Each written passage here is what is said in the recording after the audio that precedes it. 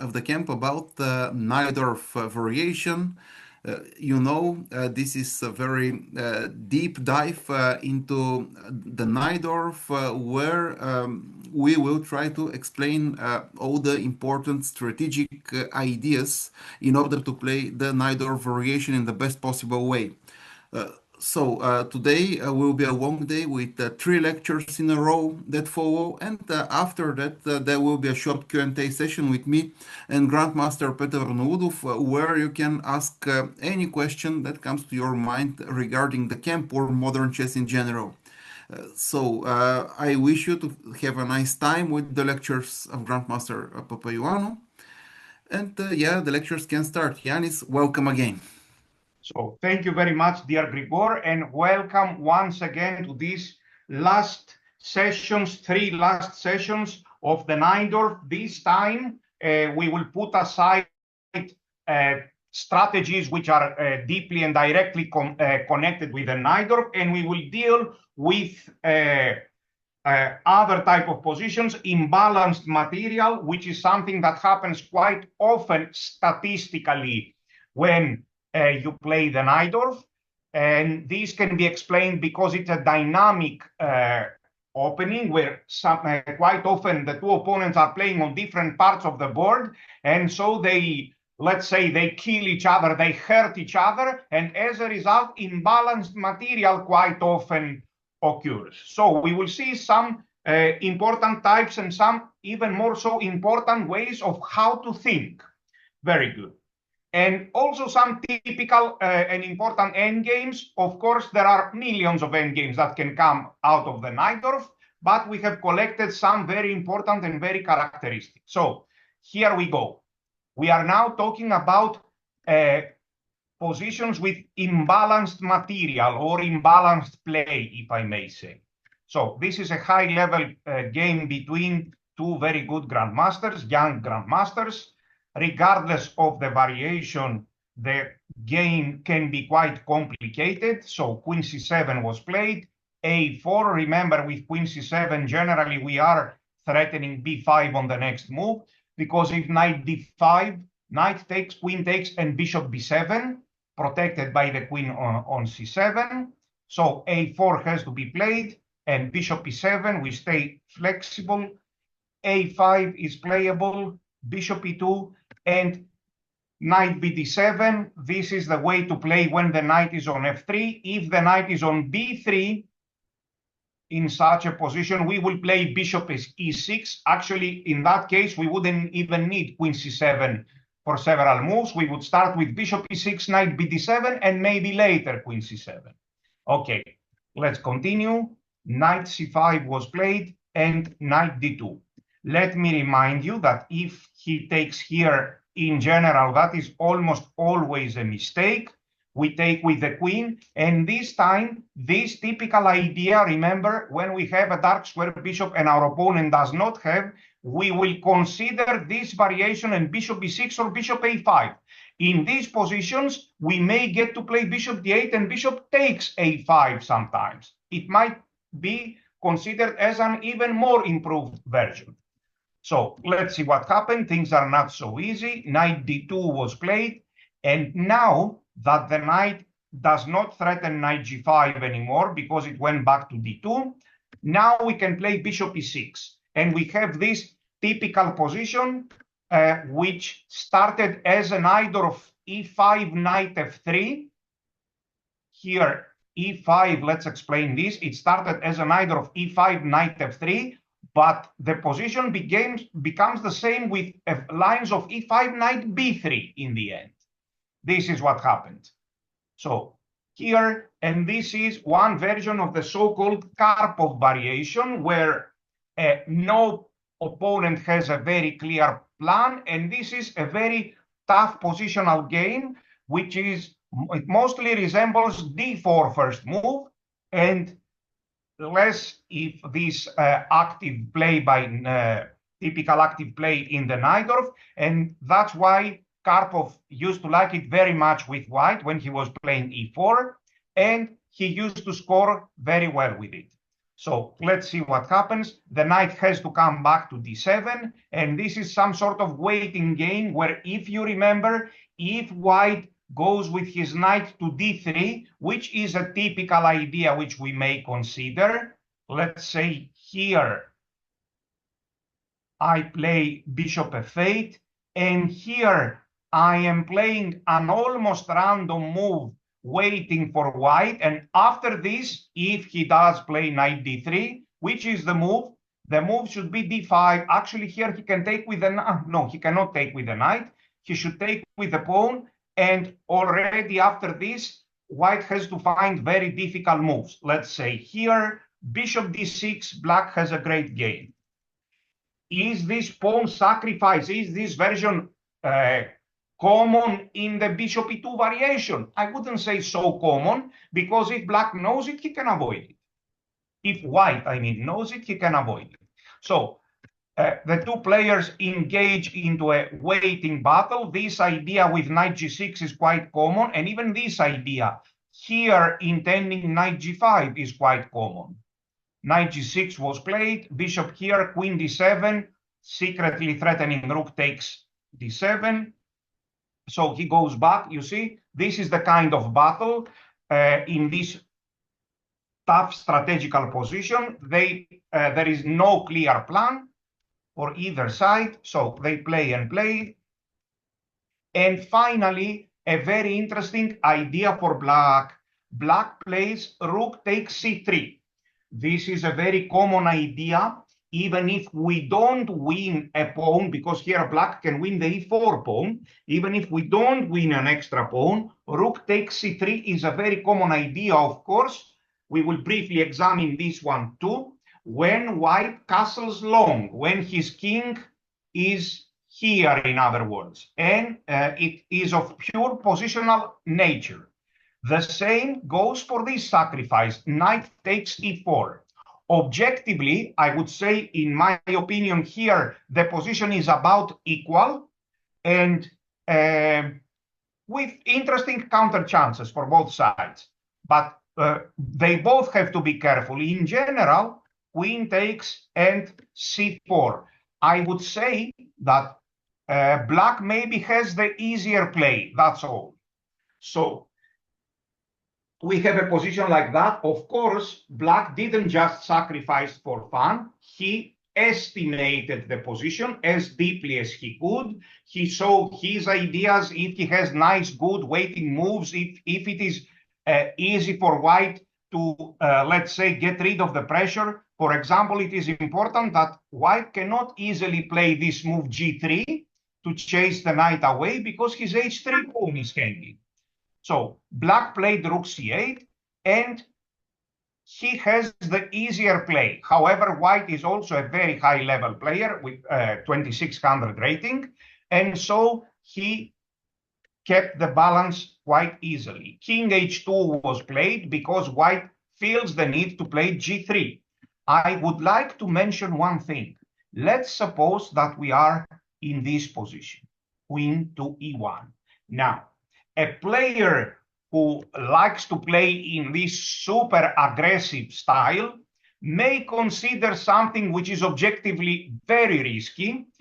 Yes, okay, in this particular position, maybe this move is very good, for example, but regardless of that, there are players who also consider the psychological factor together with the pure technical factor, and they would play a move like this one, knight takes and queen takes. This is the ultimate piece imbalance, material imbalance.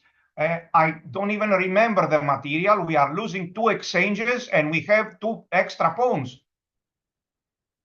Yes, so knight and rook, knight and pawn against rook, and again knight and pawn against rook. 2 knights, 2 pawns against 2 rooks. So this is a very interesting position. We can see, however, that our pieces are standing very well. What matters is the placement of the pieces. Our pieces are standing very well, and we don't really care if the engine, for example, can find a way to give the advantage to white. In my opinion here, it seems to me that black is doing quite well, in fact. he wants to play maybe such moves here or knight c3 and so on. So this kind of play, several players, including myself when I was very young, would be afraid to do this with black. Here you will show what kind of player you are. If you are an aggressive player and you are willing to take risks. However, you should try it at least one time to see if it works. Yes, because white here is, apart from the fact that he has passive rooks, but 2 extra rooks, he is maybe even, let's say, emotionally affected because he feels kind of insulted, although, of course, we do not insult the opponent, insulted that we take him very lightly and we sacrifice one exchange after the other. And sometimes this affects him, affects his mood, and he is losing his objectivity. So I have seen several times players with the black pieces sacrificing exchanges like that, and regardless of the objective value of the position, which I don't honestly know what it is here, to me it looks unclear with chances for both sides. I should go even deeper in the position if I had, let's say, 20 more minutes to think. So it is very interesting. I have seen several times the white players collapsing under such a pressure. So you should try such sacrifices to see if they work for you. Let's see what happened. After rook c8, king h2 was played, and queen g6 looks interesting. g3 here, knight d5. White is playing actively and he's keeping the balance, but black also has this very powerful knight on e6 controlling everything. So there is some sort of dynamic equality. I would rather have the black pieces here, but you see, both players have their pluses and minuses. For example, this bishop is passive. We would love to have it here, yes, without allowing knight e7 check. We would love to have this bishop here, but this is not possible. Let's say, should I do this? King f7, intending g6 and bishop g7 and bishop e5. I have the feeling that this plan is very slow and it's not going to happen. So they played and played. He's really trying for this plan, but it didn't happen. So they play and play, and let's move very quickly. When they reached, the two opponents reached this endgame after, of course, mutual calculation, black will eliminate this pawn, and now you can say it is white actually who is trying for a win here, or maybe even black, depending on the situation. But in fact, nothing is going to happen really. So this imbalanced middle game has led the play into an imbalanced endgame, which is going to be a draw with correct play. I would say that possibly white is like little bit trying for the win, but he cannot really make it. So black sacrifices this pawn, but he brings his pieces into very good positions, and he plays c4. The right way to play is this, to keep his pawn under attack, to keep this as a target. For example, anyway, this is only move, but now it is going to be a draw. Even if here c4 is not the only move, but it is the best move. It is very important to have his pawn as a target. So we are reaching this endgame, which is a draw, and after several more moves, the two opponents made a draw. Let's check another game this time. Another, in fact, game which went really wrong for white. Let's see. The imbalanced material and the imbalanced play didn't even last too long. So let's see what happened. h3. Of course, we are not examining theory here. We are examining strategies. Knight c6. But I remember very well myself saying that the knight does not fit well on c6 in these positions. Indeed, but even more so, chess is a concrete game, And in this particular variation, knight c6 is a good move according to the engine. What if knight d5, which is the basic enemy of a knight c6 move, threatening bishop b6? I guess that the move will be rook c8 without being sure 100%. Rook c8. For example, after bishop b6, we go queen d7, and here black has very good play, in fact. How about his pawn structure? It's not only about pawn structure, of course, it's also about dynamic of the pieces. For example, black has very fast development. He will undouble the pawns, and he will play here and castle short with good counterplay in the style of Sveshnikov. And I can say that this knight is very misplaced here. You see, it cannot go anywhere, and even this bishop is misplaced. So after knight c6, which is theoretical move, white played queen f3. White can also change plans and go for short castling. Knight b4 is the theory according to the engine, and rook c8. Now black is threatening to take here. For example, after, let's say, a move like this, black wants to take here and win a pawn. So after rook c8, king b1 was played. Black played h6. It seems that this is part of his preparation. We don't play moves like this, of course, unless we know that they are theory. And black knows that this is theory. This is his preparation. So white played g4, and this is exactly the move that black was waiting for to weaken this diagonal, while at the same time he stopped this g5 move with his h6 move. And he plays d5, very good. This move d5, a3 was played. If he takes on d5, I guess this move is good, yes. And after taking, just bishop takes d5. So a3 was played, and look what happens now. Rook takes c3 is very powerful. He takes here, and knight c6. Again, this very good, very deep positional sacrifice. This is now a position with imbalanced material, but to white's bad luck, this is already a much better position for black. White played c4 and d4 and bishop c1. So if we describe this position strategically, if we want to see it strategically, we will see that black has passed his pawn to d4, which is very good. He took it from d6 and he put it on d4, gaining space and restricting white's pieces. Additionally, white's king is quite weak.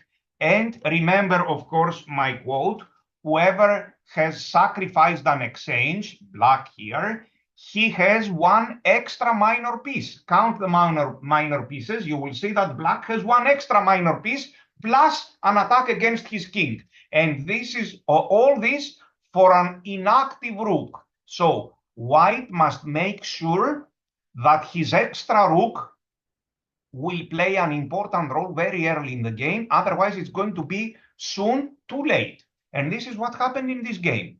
Black started attacking with his extra minor piece, knight a5, and here, and white was unable to bring his extra rook into play because simply he cannot, the position is closed.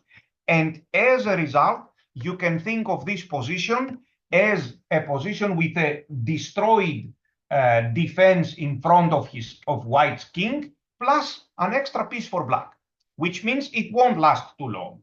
Yes? Imagine being up a piece and playing against such a weak king. You will win in 4 or 5 moves. So this rook should have already been around here in the defense, for example, to put it here if necessary, and so on. But it's not possible. Look, bishop g2 and knight a4, and the king is helpless. Queen b3 was played, and b5. Look how black is attacking with so many pieces and against so many weaknesses. And look what has white done. So did black calculate all of these things when he sacrificed the exchange here? Of course not. He didn't calculate any of these things. Yes, the sacrifice is strategical, positional, in other words. It doesn't win by force. It doesn't lose by force. It has long-term compensation, which in fact proved to be short-term compensation because Black is winning very fast. He wants to play this move now, I'm guessing, cutting off the defenses, and then he will take on a3 with his bishop from f8. So queen b3 was played, and b5, bishop back to f1, a sad necessity, and knight b6 with a completely winning game. Here, b takes c4. Look what happens. White is totally destroyed, and he resigned here. White is a high-level player with a rating of close to 2300. However, he didn't know the opening very well, and after that, he got into a bad position objectively and a very difficult position to play. So I'm sure that he didn't even play the best defenses, and he lost this game so easily. So this is what happens when we are attacking with one extra piece against such a very weak king. Very good. Let's check now one game of my own. We have seen this game in the past. This game was played in 2022. So let's see. I have the black pieces. My rating is 2634. And my opponent's rating is 2400. So let's see. a6. And he played rook g1. Unfortunately, I play chess very rarely. One tournament per year, or at most two, for the last several years. And that's why quite often in the very first games, I am rusty. The same happened for this game, which was played in the first round of the Greek League. I did win the game, but I could have won much faster, much easier. So after rook g1, I played h5. This is probably not a very good move. A better way to play is with e5, for example. This is my suggested way here, and only now h5. This variation resembles the f3 line and bishop e3 of the bishop e3 Najdorf. So, however, I decided to play this because I have seen a couple of games I could remember, and I definitely wanted to avoid theory. h3 was played, and now I should probably play this. But I wanted to play g6. This is what happened. Here, e5. And surprisingly, although in these lines playing knight f3 never makes sense, here with my pawn on h5, this would have been the best move because the knight wants to go here and stay there for a long time. So knight f3 was the right move. Anyway, knight b3 was played, and I played bishop e6. Of course, by playing g6, you don't necessarily want to play bishop g7. g6 and e5, remember, tend to work well together. So here, white should have some advantage after g4. This would probably, let's say, punish my play. But white played queen e2. This is a very unnatural move. He should have played at least queen d2. Now, I could easily see immediately, due to my experience in the Najdorf, that I am at least equal. Black plays. How should Black continue here? What do you think? Let me ask one question. Is this imbalanced material? Not yet. Imbalanced play? It is, yes. When you decided to play the Najdorf, you enter imbalanced play.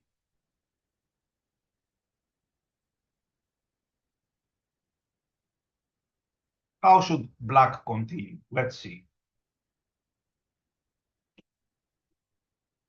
Black should not try to make any magical thing or any strange thing. Very good.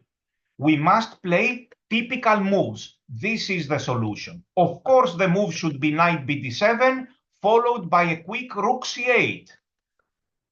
White castles, and now I won't play this move, for example, bishop here. This is a slow move. Look, we will play rook c8. It is very important. because black is definitely threatening what you already know, rook takes c3, and this will force white to play a move that he doesn't want to play. Let's see. First of all, he cannot even play here because I will take with the knight. Even this move is good. Knight takes d5 followed by bishop f5, but I will take here because I don't really see anything, any compensation. You know that this queen on e2 is very badly placed for an open and sharp battle because it is blocking the bishop from f1. It does have some advantages when you put it there, but it also has serious disadvantages. And if the game involves the disadvantages of the move queen e2, white will be in trouble. So here, after rook c8, adding energy and forcing white to make a concession, knight d5, as we saw, is not working. So white will either have to play bishop d2, but what is the problem with this move? This is a non-standard move. In the Najdorf, the bishop doesn't go to d2. And here, remember, how do we punish a non-standard move? Be careful with that. I'm correcting this mistake all the time. How do we punish a non-standard move? How should black continue here? What do you think? How do we punish? These two questions are connected with each other. How should black continue here? So, a non-standard move by our opponent, like bishop d2, an unusual move, is punished by standard moves usually. Here, players without experience will start looking for something magical like this, for example, which is another non-standard move.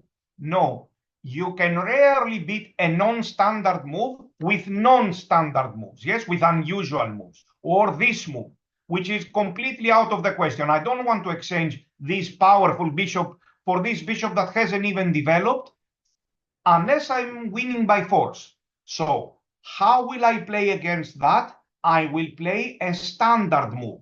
It is either going to be b5 or queen c7. I also like queen c7 because I'm stopping such ideas. I'm threatening checkmate here. So queen c7 followed by b5 and so on. For example, he plays here.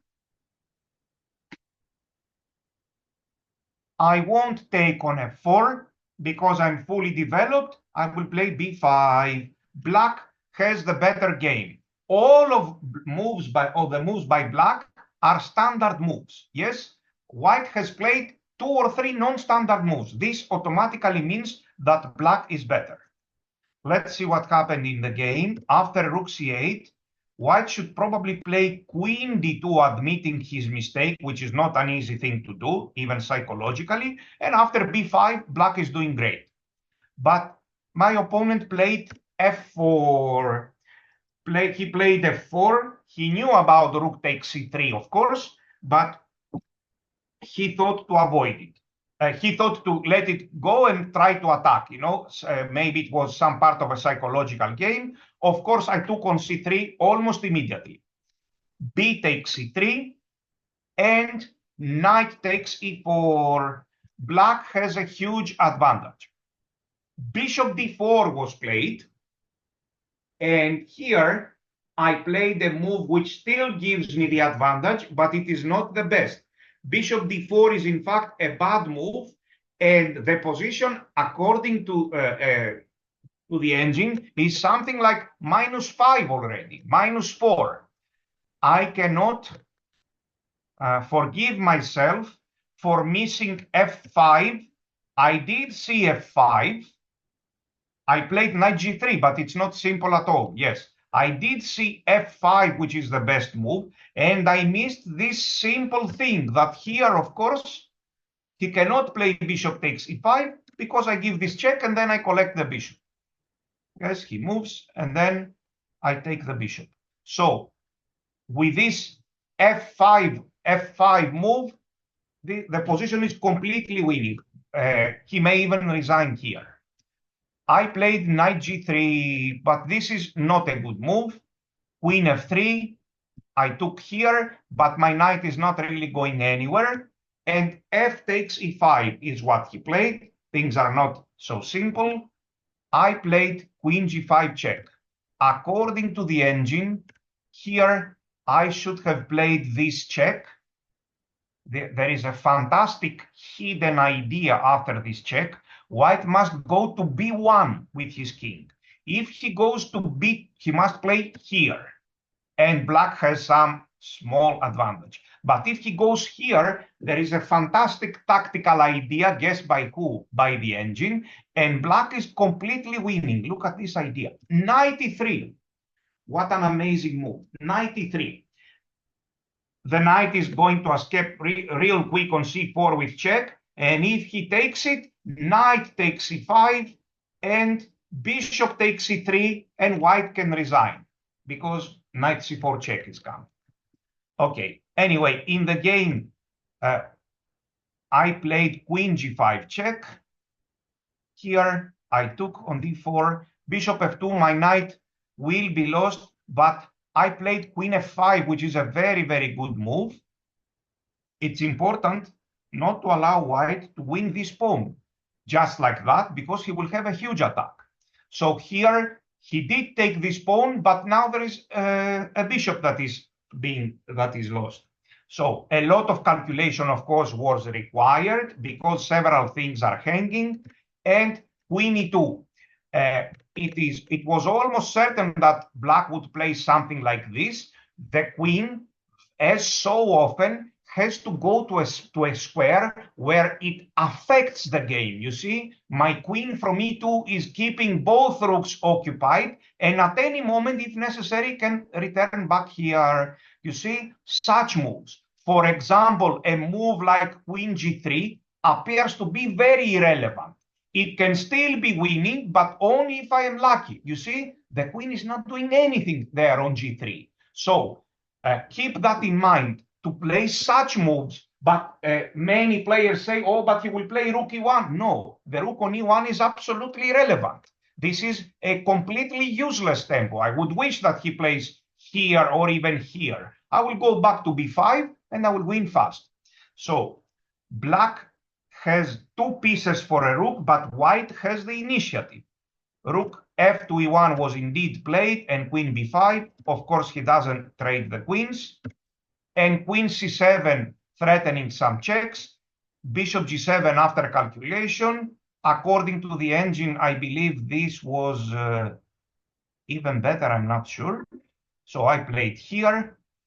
And now we have reached a typical situation where black has a lot of extra material, but white has the initiative. It can also be the opposite sometimes. So black has extra material, and part of the defense is, if necessary, to give up some of the extra material. For example, to give up two pieces for a rook and have equal material, or maybe even a pawn down for black, but to have a safe king and gain the initiative. So when you have extra material, you keep that in mind. It can be quite possible. I played king e8, queen c7 again. And when this happens, it usually shows that the opponent doesn't have anything to do. I played bishop f6, bringing defenses and slowly preparing to do this. Rook d2 was played, and king f8. According to the engine, this dangerous move was much better, and this is completely winning. I am threatening some checks left and right, and if he gives this check, I go knight c8, and black is completely winning now. I didn't see that. I played king f8. He played a4. I took it. Let's see. And queen f1. I am ready to sacrifice the material. Look, I go here. I'm ready to sacrifice. And he doesn't take it. If he takes it, let's say in the previous move, for example, instead of this, if he takes here, I will achieve my goal. I will take here and just go king g7. Now the material is equal, more or less equal, but it's black who has a powerful initiative. This rook can come here with tempo or even here. And of course, this is a passed pawn. It is moving fast, and my bishop is better than his knight. Very good. Of course, he cannot move the knights like that to give checks and everything, because I am quite fast. With this check, he will be checkmated. So that's a very typical idea. Gather some material so that you are ready to sacrifice it back. So here, and rook takes a6. White doesn't take on d7, which would make things very easy. He takes here, threatening, of course, to take on e6. So I played queen c4. He has to take it. There are no other moves. And rook here. And finally, I developed the pieces. Rook d8 is a very good move. Knight c5 was played. White should probably better exchange here. White wanted to play active moves throughout the game, but sometimes you cannot do that. Active moves have a cost. So here, black has a huge advantage because I can put, let's say, my bishop here and start pushing my passed pawn. This king, my king is very safe while this king is weak. White has a passed pawn, but if he tries to start pushing it, then his king will be weak. So things are very difficult. If he plays here, I will go e4, bishop f6, check, and he will be checkmated. So let's see what happened. Knight c5 was played, and queen c4, some calculations, and rook c8 is a very good move. It's now a matter of calculation. My king is quite safe there. And bishop g5, of course, here it's a matter of calculation. Now I want to attack with queen f1. It's not a matter of specific moves. It's a matter of understanding what happened. Black collects the material, and then he is ready to offer it back, even being a pawn down. It doesn't matter, and get a position with a much higher quality material, much higher quality pieces. So here it is now black who has the initiative. My king is rather safe, and queen f4 was played, queen b7, rook f8 for now, and knight d5. Black is winning by force. I gave this check. And who can find the move after king b3? The move which came as a result of the previous strategies. This is not really a good move. The previous moves were good, which led to this position. So the move is rook b8, and if he takes it, queen b1 check. Very good. We kept on playing. This game is the definition of imbalanced material and imbalanced play. We kept on playing, giving the material back, taking it back, or refusing, and so on. Very good. So let's check this game now. Just a second. This game. So two very high-level American grandmasters are playing, Xiong Jeffrey and Samuel Sankland with the black pieces. So h3, this game was played in 2018, and this variation of the Najdorf, g6, in the style of the dragon. This is a dragon defense where white has played h3 and black has played a6. And everybody is trying to prove that his extra move is more useful. So let's see what happened. Queen d2, b5 was played. Bishop g2 and bishop b7. a3, knight bd7. It seems that black has a very good position. Somewhere white went wrong, possibly this move, which I'm very much against it. Remember, he is weakening all these squares. Maybe instead of bishop g2, he should have played, or either here bishop g2 to stop b5, or maybe here just f3, for example, or a3, and delay bishop g2 and play f3 in this style. So anyway, here bishop f3 was played, but things are not so simple, of course. Knight e5, he takes here, and G takes h5. According to the engine, inserting this move is to black's advantage. Black has a big advantage. But this move was played, G takes h5. White cannot play here because of knight f3 check, losing the queen. And black's idea is to play rook c8. To play e6, of course, is necessary.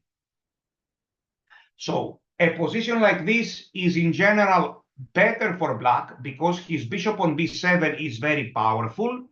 If necessary, he will play e6, controlling both knights, and rook c8, knight c4, he has a strong attack. How about this G takes h5? This is a typical idea in several Sicilians. So rook c8 was played, and king b1, and in this position, possibly king b1 is a further mistake.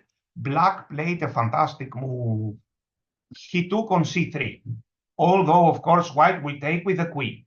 So look what happens now. After taking with the queen, bishop takes e4, and now everything adds perfectly together. Black wants to use these pawns, imagine, e6, d5 if necessary, and he has found this wonderful spot for his bishop, controlling everything.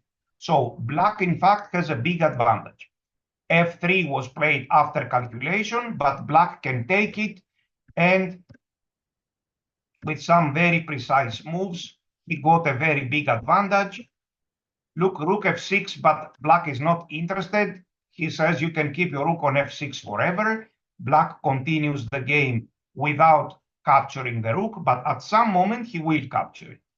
So here they play an endgame where the black bishops are by no means worse than the white rooks. So here he takes on h3, and this is a completely winning position. White has nowhere to strike. You must not be afraid to play positions like that. You must also consider the psychological factor. Yes, a4. I know some players, for example, which would think that, oh, he will go a4, intending a b5, and rook b4, and take the pawn on b5 and so on. Yes, they are considering moves only for the opponent. But black is also playing, and he has very active counterplay. Here, black, in fact, has a fantastic move. He is playing with all of his pawns. This is very healthy strategically. Look, the pawn on h7 also plays a role in the game, and h6 is very powerful. He takes here, and he even found this great move. That was a fantastic game by black. Look how many pawns he got. And finally, they got to this funny position, which is full of little black ghosts. And h3, white resigned here because the pawns promote. This pawn is very far from becoming dangerous. So that was a fantastic game with imbalanced material. Let's check another game. Let's check this one, Caruana Topalov. In general, the old world champion Veselin Topalov is a pure joy to see when he was playing the Najdorf with black. A tremendously high level. So this is a bleach game between Caruana and Topalov. h3 was played and e5. The nice thing is that each and every time we play a different line. And within these lines, different variations, different sub-variations, and yet the typical ideas appear, no matter what we do. So knight e2 was played, and here, surprisingly, the best move is h5. b5 is also playable, and maybe there are other playable moves, but h5 is very interesting, suppressing this knight. Now this knight, here we may push h4 or g6 and h4, and this knight is problematic. On the other hand, of course, we are weakening the g5 square. White plays g3. This is one of the theoretical moves. But then look at the knight on e2. It is misplaced. Bishop e7, bishop g2, and b5. Very good. Bishop e7, intending b5. And if white plays here, play the move and make my day. How should black continue in this position? Let's see. How should black continue? Who was here yesterday?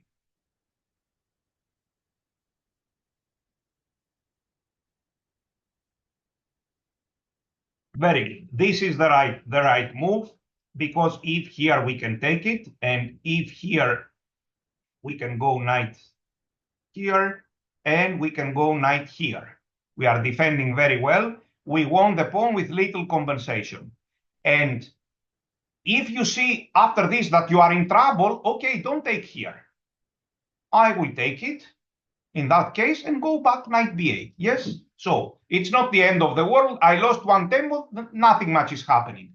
Do not enter unnecessary risks if you feel uncomfortable. This is a playable position, maybe not what we were dreaming for, but still very good. So let's see what happened. Bishop g2 and b5. And here, white, Caruana must play knight d5. After b5, in the g3 systems, black is very much threatening knight bd7. And after knight bd7, black is very much threatening b5. After knight bd7, now white must play a4. Now there is no knight c6. Now white must play a4 to restrict our play. And here, this is playable, slightly better for white, but playable. So b5, the best move is definitely this one. After castling knight bd7, black has a very good version. Why is that? Because after knight d5, we take it, and now we have to play some unnatural moves. Look, rook a7 is an unnatural move. Here, still the position is playable. Here, black can go here, knight c3, and so on. The position is still playable. However, if white plays another move and black plays knight bd7, now after every knight d5, either directly or after a4, b4, he jumps here, and now we will definitely avoid the move rook a7. Previously, we had to play rook a7 because our knight was here. So what shall we do? Knight b6 is very good. For example, here and a5, intending even bishop a6, black is doing great. And even instead of knight b6, even this move is great, which is a lot more natural, of course, than rook a7. So here, again, black has a great game. Let's say knight f6, for example, here, maybe bishop e7, maybe even a5 with very good play. In all of these positions, in all of these situations, look at the badly placed knight on e2. So after b5, we were expecting to see knight d5 immediately, but this move was played, knight bd7 and bishop e3. Topalov knows very well what he is doing. He delays with the development of this bishop as much as he can. So he castles.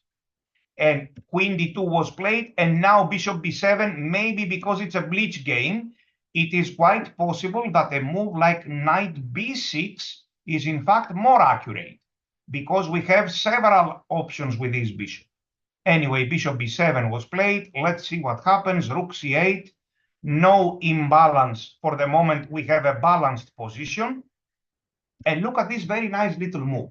Rook c4, attacking the pawn on e4 and forcing white to make a concession.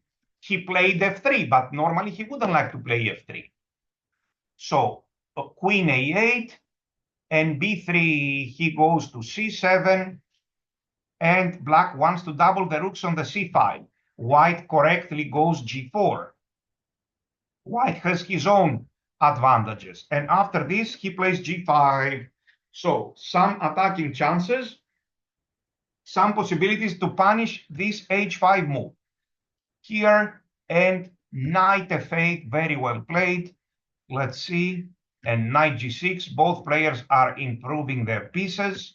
Here, bishop h3, knight e6, everybody's playing very good moves. And look at this idea. Bishop f8, This is dynamic balance. Both players have active pieces and some weaknesses. It's dynamic balance. Here, this move was played, threatening knight d5, but in fact, it's a bleach game. This move is losing. Black could have played here, and after knight b6, he can take here. This is very powerful. Anyway, after this, he didn't see it, but he played something very interesting. Look what he did. He takes here. He takes, look, pinning the knight on e6, and this fantastic idea. And we reach a position of imbalanced play. Let's see what happens. Queen takes c8. Black estimated this position as nice and unclear because, first of all, he always has ideas like queen here or queen here. The knight can jump here. And we must not forget, of course, that Black wants to improve his bishop. How will he do that? By playing bishop e7, bishop d8, and bishop b6. This idea is in his mind 100%. So what is the evaluation of this position? Unclear, with chances for both sides. For the moment, this is hanging, and such a move might be hanging. So white has to take care of it. He took care of this threat. Black played a5. Possibly, I'm guessing that after this, he doesn't want to enter this endgame. Sorry. Here, he doesn't want to enter this endgame. And I will agree with him, especially for a bleach game, it's better to keep the pieces on the board. So here, a4, he does not forget to play positionally and gain squares. And finally, he takes here, rook b5, and d5 with tremendous compensation. No matter if this is a bleach game, this position is very difficult for white to handle. Look, let me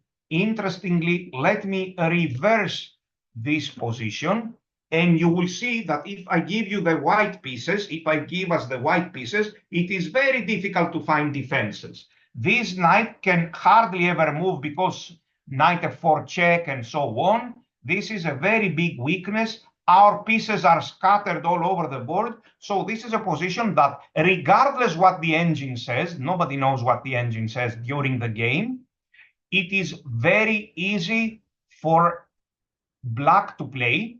Black even has a very safe king. So rook d1 was played. Let's be under pressure here.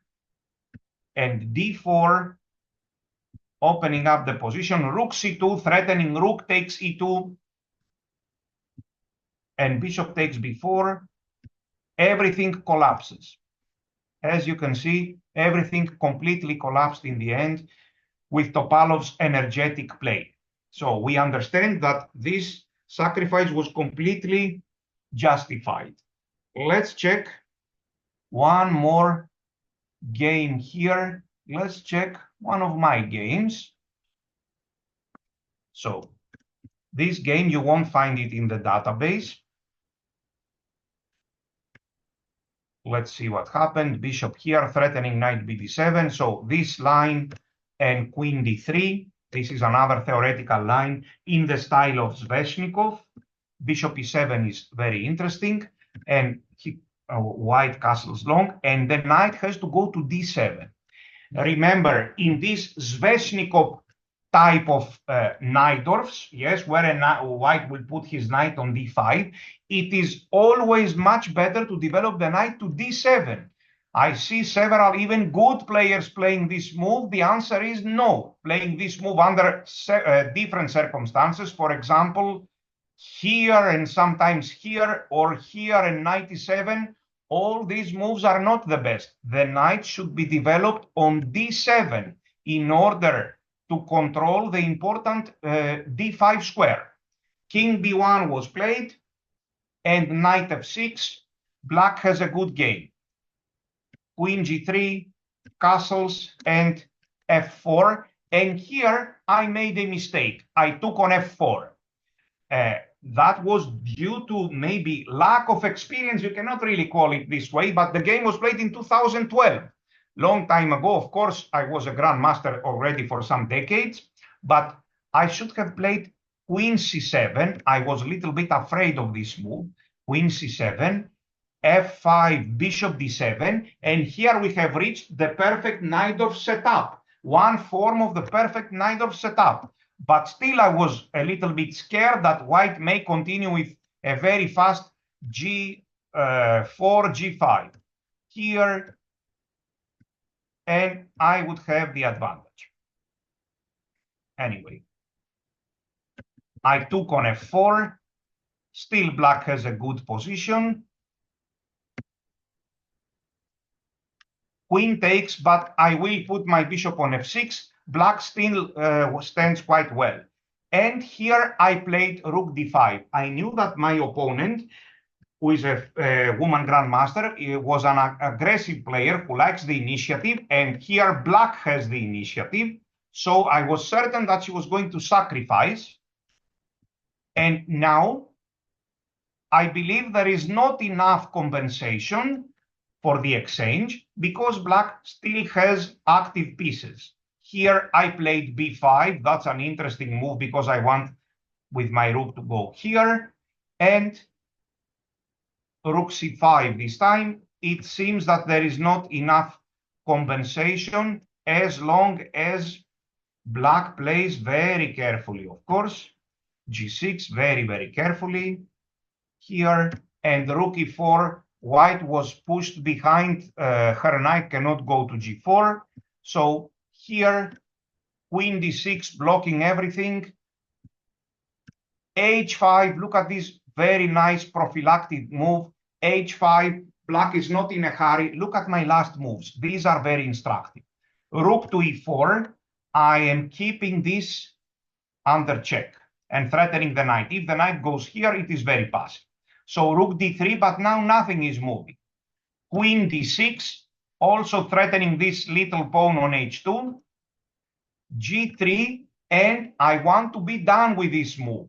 But I don't want to play f5 because I will weaken my king. If I can do it with h5, I prefer it this way.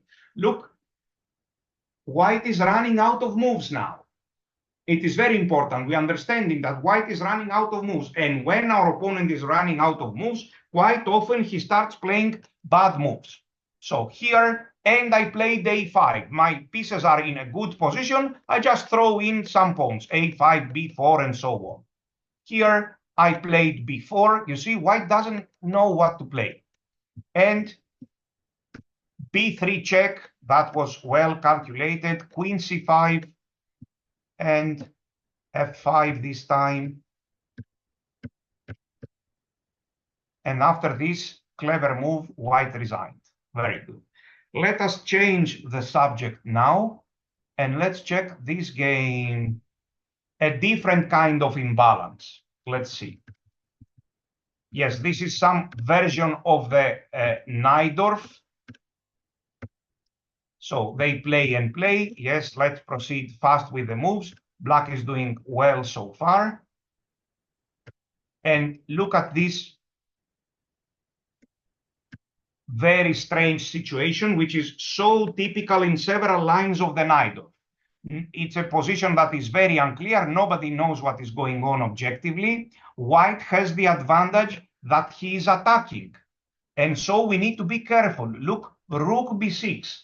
Very often when we are defending and with extra material, we will need to offer back some of the material. For example, this move would have been a huge mistake. What will happen after this move? Look, white will give check. You should always consider checks. Always consider them, because later it will be too late. So black plays rook b6, a very wise move. Look, white does have theoretical and practical compensation. During the game, nobody knows exactly if white is winning or he is worse or equal. Nobody knows. It's unclear. That's why we play with principles. Something very good about white's position is that he has a safe king. Remember, the one who has sacrificed material, he must have a safe king of his own. Indeed, white has a very safe king. So this move was played. By the way, the position is always around equality, always around equality. And here, black is losing the exchange, but the bishop on c8 is pinned. So look, white decides to sacrifice, give a check, and take here. And we reached this position with 2 rooks for the queen. Objectively now, black is better if he plays the right moves. Black is better because his king becomes very safe. He has a nice passed pawn, his f pawn, and some attack against the white king. Who will suggest a move for black here? How should black continue? Here comes a very important moment in this position with imbalanced material. How should black continue here? Let's see.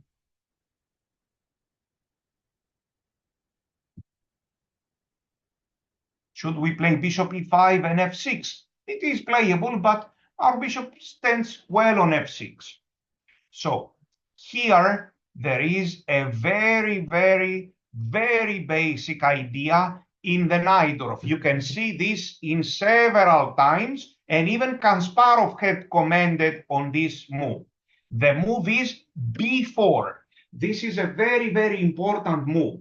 Kasparov himself has said that in the Sicilian, when there is a pawn on b4, the white king is never safe. Look, even if somehow we didn't have the bishop, or we had a light square bishop, it doesn't matter. Look, how will white play? If he goes c3 at any moment, we will take it. If he goes a3, we will take it. And if he goes b3, the king is not so safe. There are always checks on the last rank. So that's a very important move in the Najdorf, b4. I would say that black stands well even without his pawn on a6. There is big difference without this pawn. But look, if we get to play this b4, it's a great deal. While if, let's suppose now, let me give him one pawn, don't mind the next moves. So let's suppose this is here, don't mind the next moves. So exactly the same position with black to move. Again, he must play b4. Let's say I play another move. Look, white wants to play a3, and I play another move. White wants to play c3. Look at this now. The white king is very safe. Look, he puts his pieces here, king a2. Look, the white king is very safe. He can even play tough with such moves. You see, king b3, or just stay here on a2. You see? While compare this king now and compare it now with the pawn on b4, if we ever get to threaten a checkmate, it's game over. So black is better in this position. He played b4. Of course, that's an easy move for an experienced grandmaster. And even f4 was played. And a5, black is improving his position. And he has another fantastic idea. He puts his king on h6. Black realized, after thinking for quite some time, that in fact his king on h6 is very, very safe. There is no way for white to play against his king. That's a great idea because he has this pawn on h3. If I remove it, we are checkmated. So rook here because black is threatening queen e5.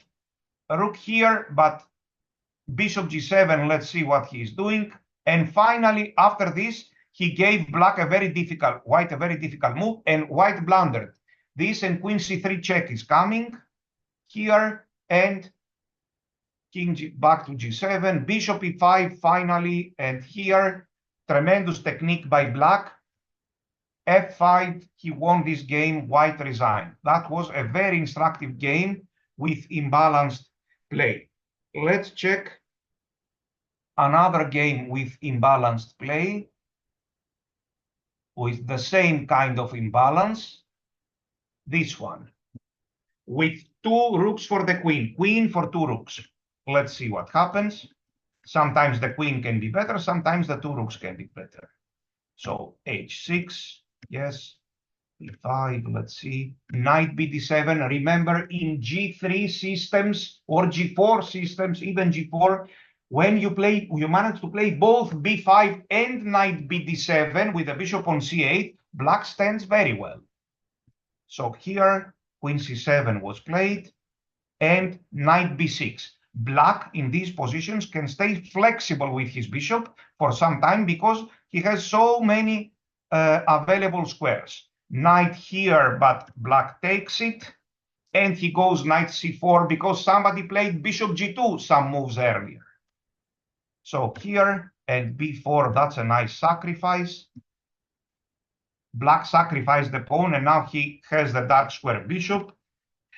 He refuses to exchange. He controls everything. And there is a lot of compensation. Black has seen the plan to activate his dark square bishop long time ago, and here it comes. The bishop will go to b6 or to a5.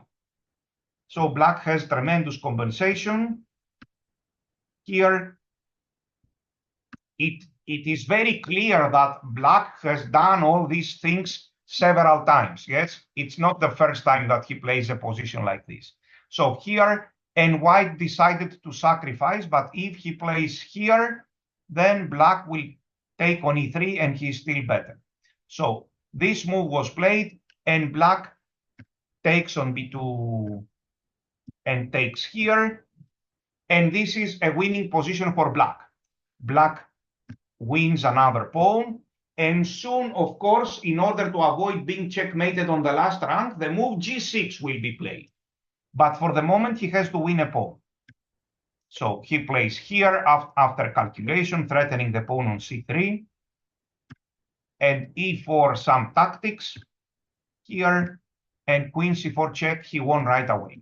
Maybe this move could have been played, and around this point, black will play g6, safeguarding his king. His king will soon go here, bishop c5, and it's a matter of time until he wins this imbalanced game. So in this situation, the queen is much better, of course, than the two rooks.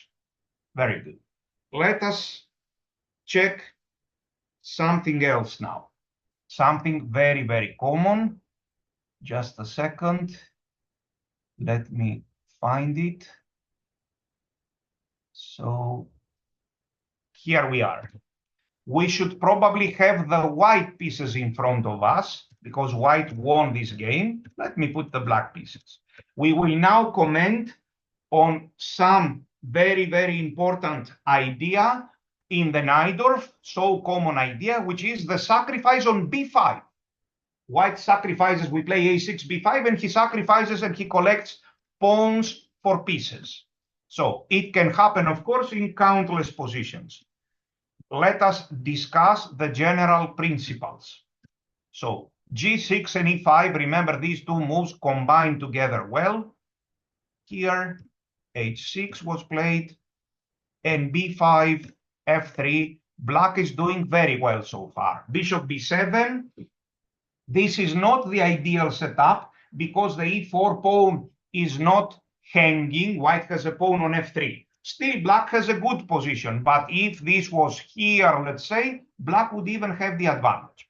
So after this, a3 was played, and black played rook c8.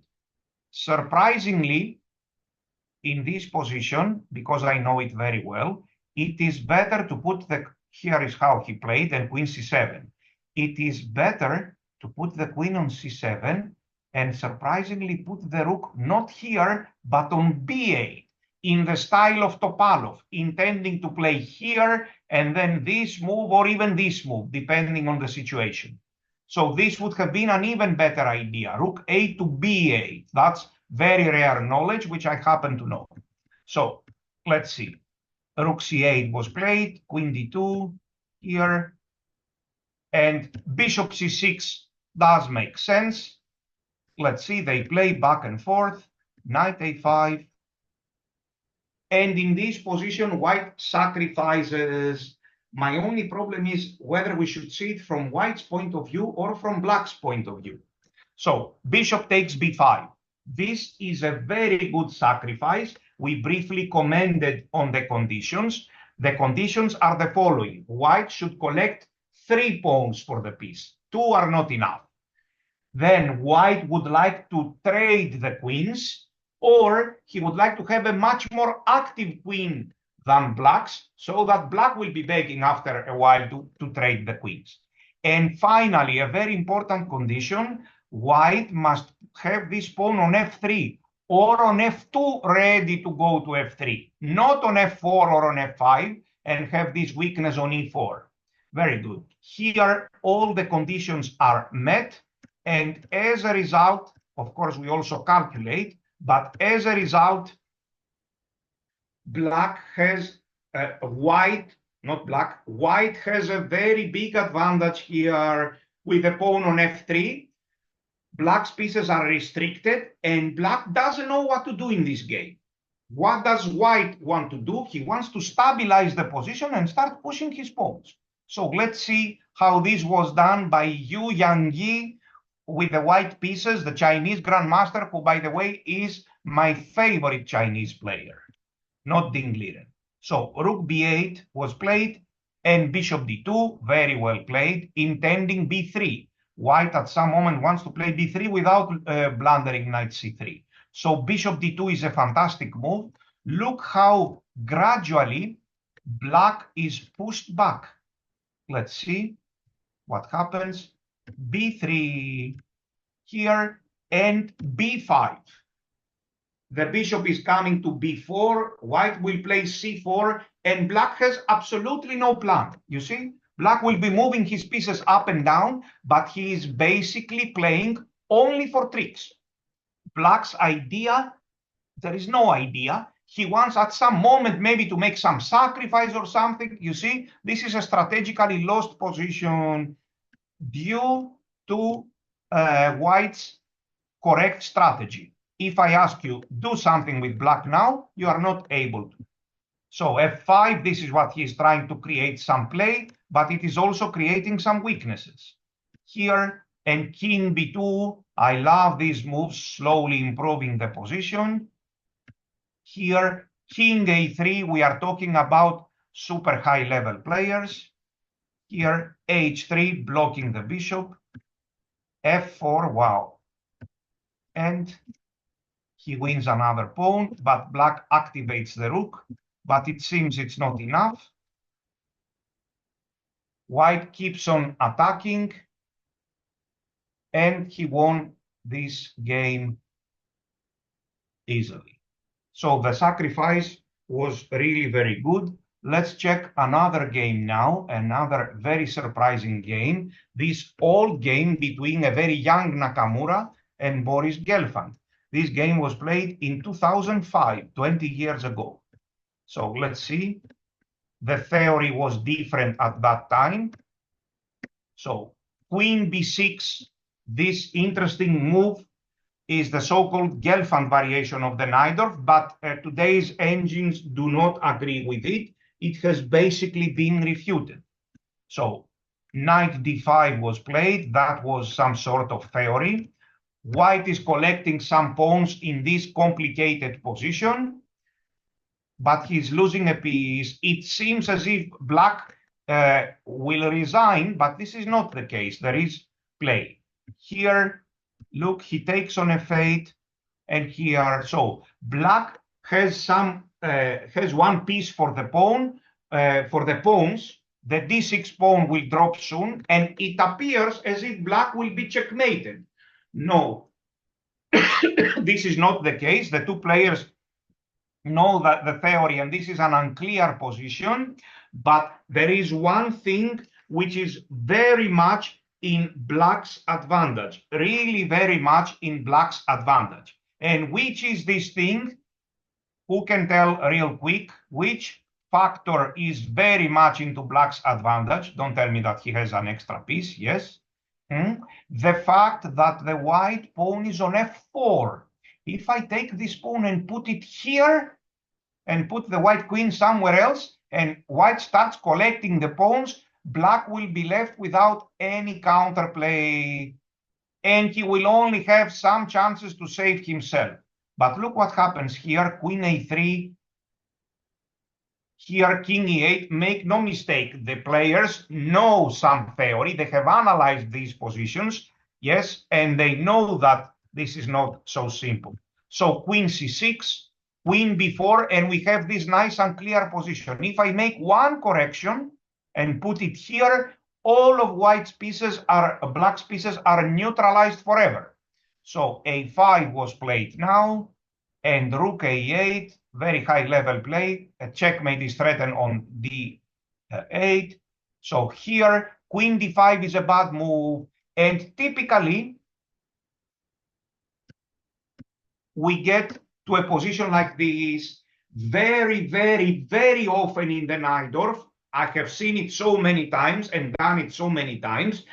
There is exactly the same way of development of things. So white has some sort of attack and he sacrifices a piece. Black has a piece for several pawns, but all of a sudden black sacrifices one or two more pawns. He exchanges the queens and they enter an endgame with one piece for several pawns, but black is then taking over the initiative.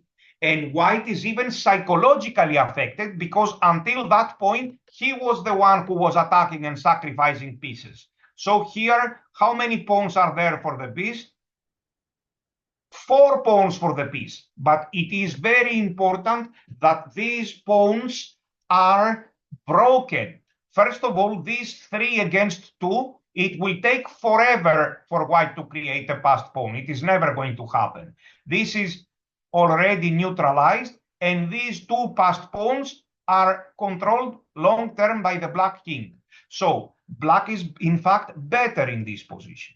King b1 was played, rook a4. Look, black is attacking. If I make one correction, I take this pawn and put it here, it's game over, white is winning. I connected all of the pawns together magically, and now they all start marching, white is winning. But the position is here, and black is attacking. The piece is far more important. This was a mistake caused by a bad position. h5, look, a good player doesn't forget to play good positional moves. h5 blocking his majority, and bishop d5 threatening the pawn on a2. And here, the pawns are dropping one by one. And finally, h4, this amazing high-level move, fixing the structure and winning the game. Very good. Let us now check another game. Let's check a game by myself, a very high-level game against Tigran Petrosyan. I am not so young, but I wasn't playing with a world champion. Yes, Tigran Petrosyan, the new one. This game was played in 2008. So let's see. I have the black pieces. And here, my opponent sacrificed on e6. I knew that this sacrifice is very risky for him. So I take this pawn because I knew this was theory. And knight d5, this is still theory, takes, and queen c6. And now black is better. According to my knowledge, white has to take here. And after this, black is better. Or white can take here and give this check. And look what happens now. In terms of material, white has 3, 4, 5, 6 against. So white has rook and pawn for 2 pieces. However, typically it is black who is taking over the initiative now. For example, after this, black can play all sorts of moves. Look at this move, h5, stopping all these ideas, and bishop f6 and so on. It is very clear that this position is very unpleasant for white, and black even has a safe and very active king. So let's see what happened after this and queen c6. My opponent thought for a long time, and he played rook e1. This move almost appears to be winning for white. But I was surprised because I knew I was supposed to have a very good position, although I didn't know this move. So I found the refutation. Queen takes d5. For the moment, I am one piece up, but he is threatening two pieces. But to my luck, I have this move, knight f6, and I will keep an extra piece. If here, I will just go rook e8 and take here, and king d7 with a clear piece up, black is winning. So look what happened after this move. White takes here, knight takes d5, and rook takes g7. And we reach by force this position. Let's count the material. 6 pawns for white, 4 pawns for black, 2 pieces for the pawn, and some problems for black with the coordination of the pieces. However, I easily and quickly find the way to stabilize the position. And then, surprisingly, and typically, I am even ready to give a 4th pawn if necessary and take over the initiative. This is very important. So look at this nice idea. Knight d7 is the way to play.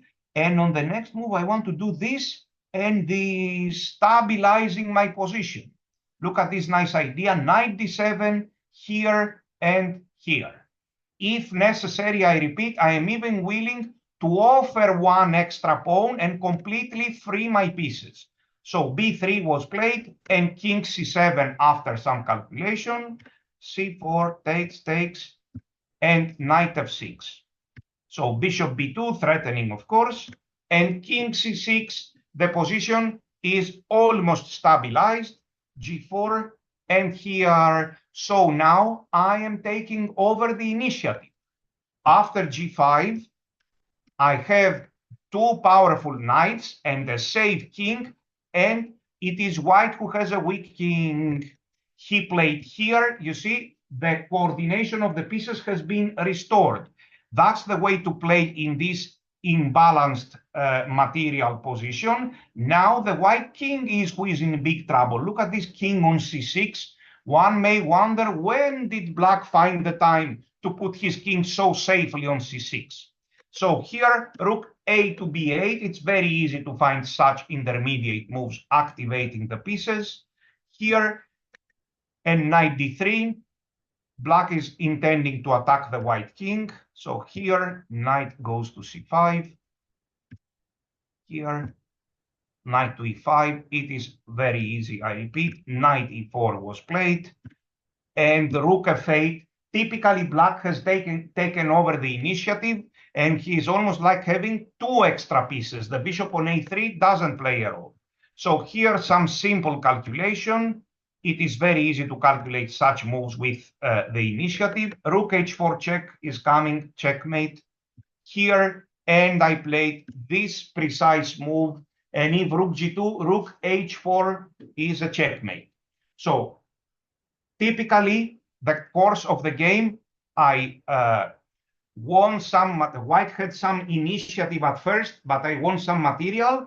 Then I stabilized my position. I exchanged queens. I was even willing to offer one extra pawn, for example, in order to get to these positions and start taking over the initiative. It wasn't necessary. The material was only 2 pawns for the piece throughout the game. But I had seen some variations where white could possibly win another pawn, but black was totally taking over. And this is how the game ended, with a very powerful attack using the extra piece. Very good. Let's check another game now. For example, this one. So again, we are talking about pawns for the piece. So they play and play. Here, knight b6. It seems that black is doing very well. Knight takes here and bishop f5. This game is also very useful in order to check these type of positions with a pair of bishops, which are very good for black. Here, we don't want to play bishop g5. We would like to keep the pair of bishops. So rook e8 was played, queen d7. This bishop b6 is not really a problem. Queen d7, and black must soon activate his pawn majority in the center. He must play f5 and maybe e4 or f4, and then we see. So f5, black is better, and the game goes on. Bishop f6, bishop g5. He is playing with a pair of bishops, some annoying little moves, provoking g3, which he wants to avoid. So some moves up and down here, and bishop f6. White doesn't really know what to do. Finally, white played f4. And in general, of course, the idea is to open up the position and not to block it with e4. So g5 is another very, very common idea in these positions. And here, black is clearly taking over. And this is a completely winning position for black. Surprisingly, queen e7 here, and f4. f4 is winning, but it's not the best move. Surprisingly, queen e4 is the best move, intending f4, and now white can basically resign. Look what happened here. f4 was played, and knight takes f4. Now the bishop is hanging on d4. Black is still winning if he plays queen f6, but he took here, which is a bad move. And they entered this position. Nobody knew for sure during the game whether this is winning or not. Objectively, this position is a draw with perfect play for white, but it's not simple. A lot of precision is required. White finally didn't manage to win the game, to make the draw, I mean. So king f6. He lost it quite easily because it wasn't easy to play. Very often we do not, we are giving to our opponent double pawns for the sake of good coordination. Look, good coordination of the pieces. Here, and this position is winning for black. Bishop takes. Yes, this is a winning endgame for black. If the white king was here, there are some situations where it can be a draw, maybe, and so on. Very good. We have enough time to see at least one more game. Let's see this game. Another typical strategy with imbalanced position, with imbalanced material, is the sacrifice of the d6 pawn. We will also see this in the endgame without the queens. So here, this strategy is usually very bad for white.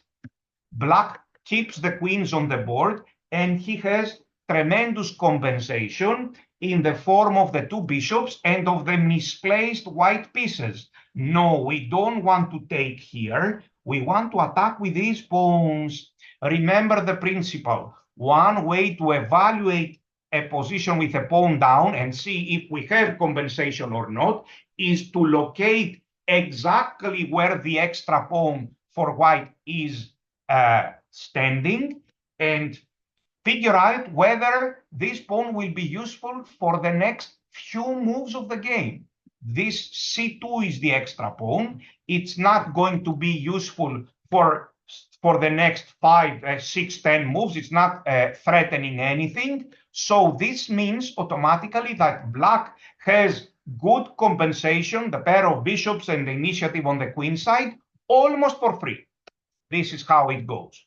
So f3 was played and a5 immediately, and a4, let's see here. So finally, black took here, but he could have played other moves as well. For example, this is looks very good.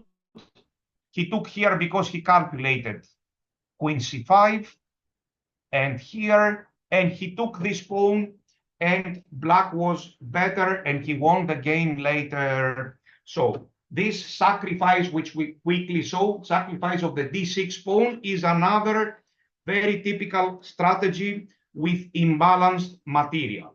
Of course, you can see all sorts of positions with imbalanced material, all the theoretically imbalanced materials can occur also from the Najdorf. Let's say 2 pieces for a rook, 3 pieces for a queen, 4 pawns for a rook or something. All these are possible, but we saw the most common of them. The list goes on and it is endless.